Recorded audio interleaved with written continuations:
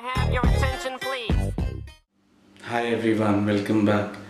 Like I had said in my previous video that we'll be picking up a lot of topics on HR, recruitment and interviews.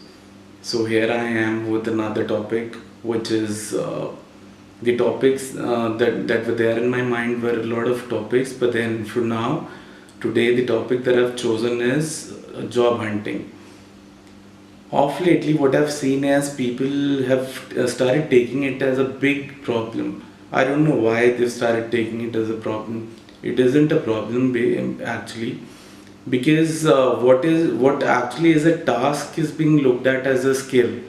You know why I say so? Because even in case if you are one of those who are there in college and are trying for their campus placements, you would understand this.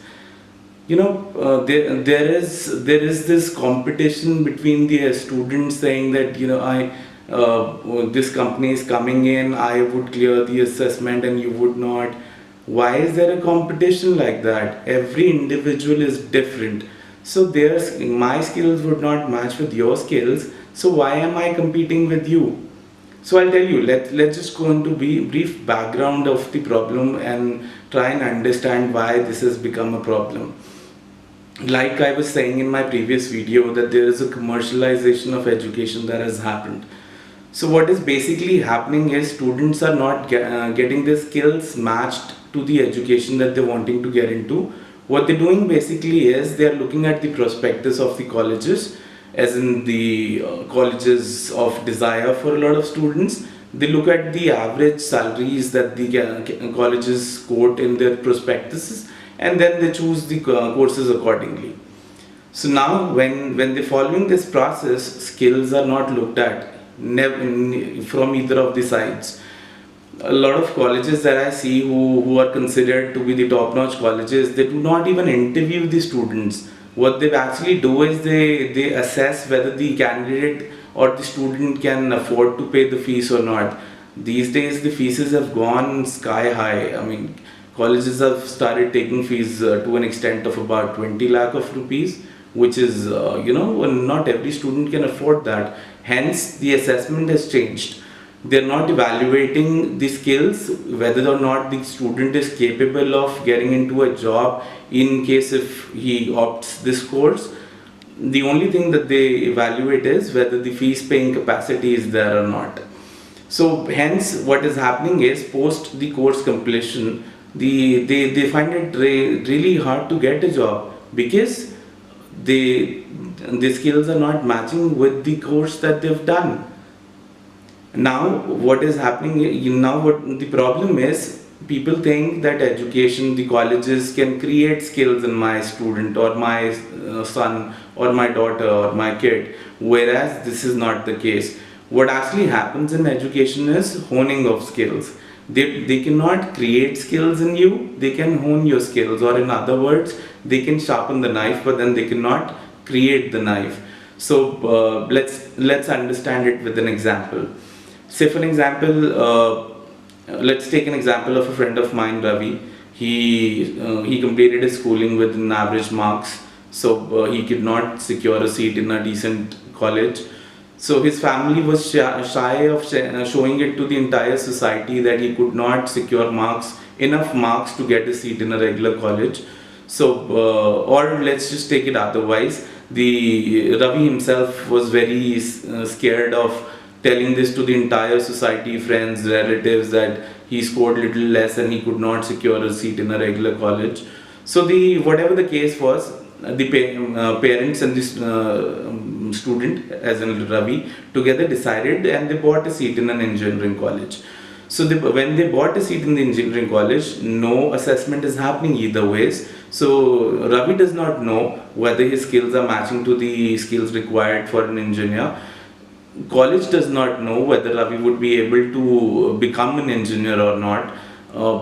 By academic and by degree, yes, he would of course become an engineer, but then by the skills they do not know, because it is a bought seat. Plus the parents do not know, because they've not understand that they've not assessed the student accordingly. All they wanted to do was get him a regular degree, and show it to the society that my son is studying or my daughter is studying in a regular college. So what happens is, even so now they've done a face saver at this point in time. After 4 years of course completion, he did not find a good job. He found it really hard to get a job. Forget about getting a good job.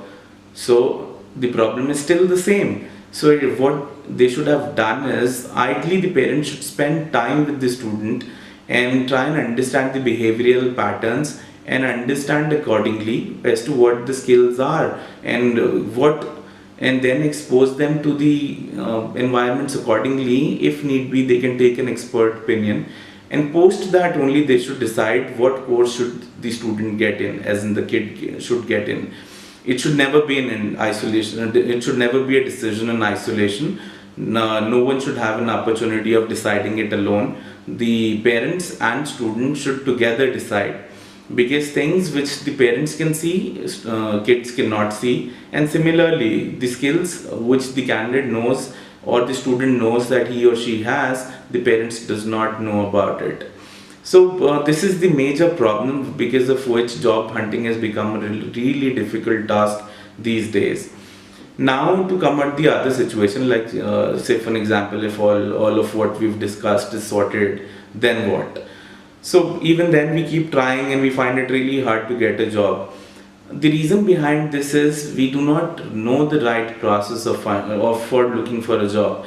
What happens is, if I'm studying in a regular college, my college is giving me a template, fill in your details and start floating it to the companies, which is not the right way. The student did not had the opportunity of expressing himself or herself in the CV, so how is the recruiter going to assess him? So and a lot of times recruiter does not have that sort of time bandwidth to look at all the to meet all the students and then evaluate accordingly. Half the screening is done after looking at your CV.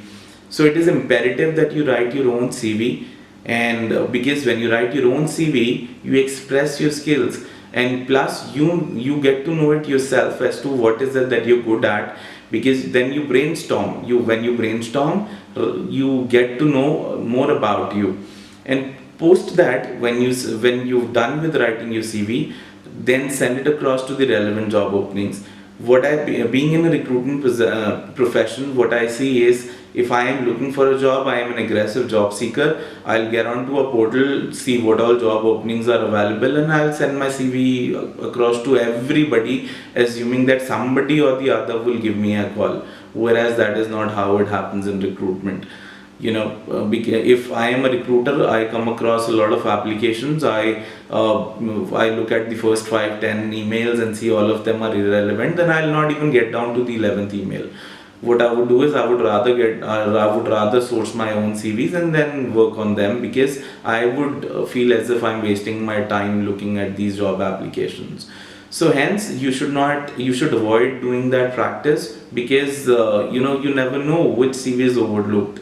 So what you should do is, you look for the job applications which is relevant to your profile and your skills, apply for it, and then if the number is available, call them up and then check if the recruiter has received and has read your CV. So post that, refrain from all the calling activities to the recruiter, because then what happens is, the recruiter gets frustrated from you, and they may not take you forward, and feel they may not. I mean, I'm not saying that they will not.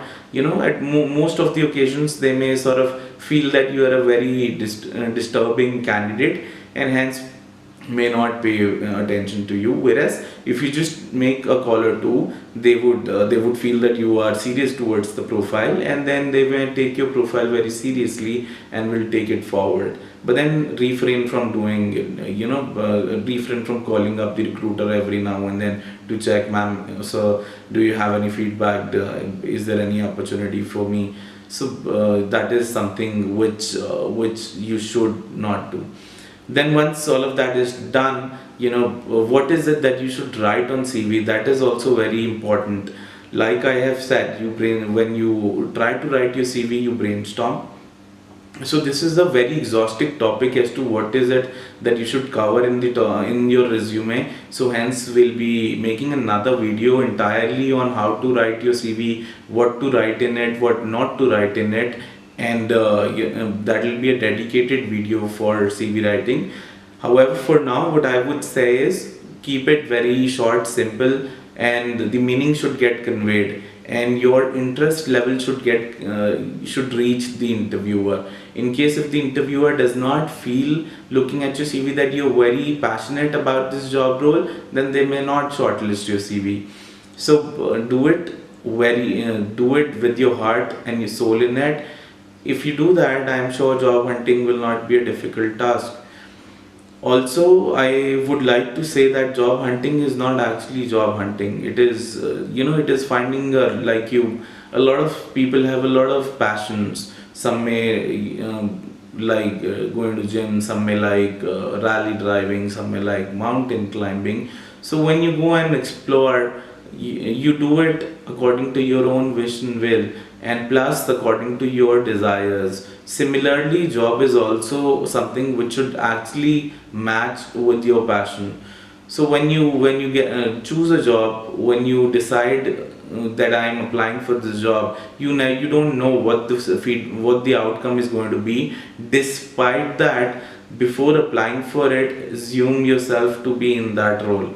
If you cannot see yourself in that role, do not apply for it. If you can see yourself in that role, then apply for it. So this is very important task. If you continue doing that, I'm sure this will you will always be in a good profession. You'll always be liking your job.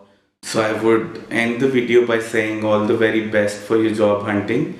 Wish you all the very best, and continue to watch us. We'll continue to pick topics which you would like to discuss. In case if you have another topic in your mind, please put it there in the comment section and we will definitely discuss it. And I hope you liked the video. In case if you have, subscribe to our channel and continue to watch us. Goodbye, take care.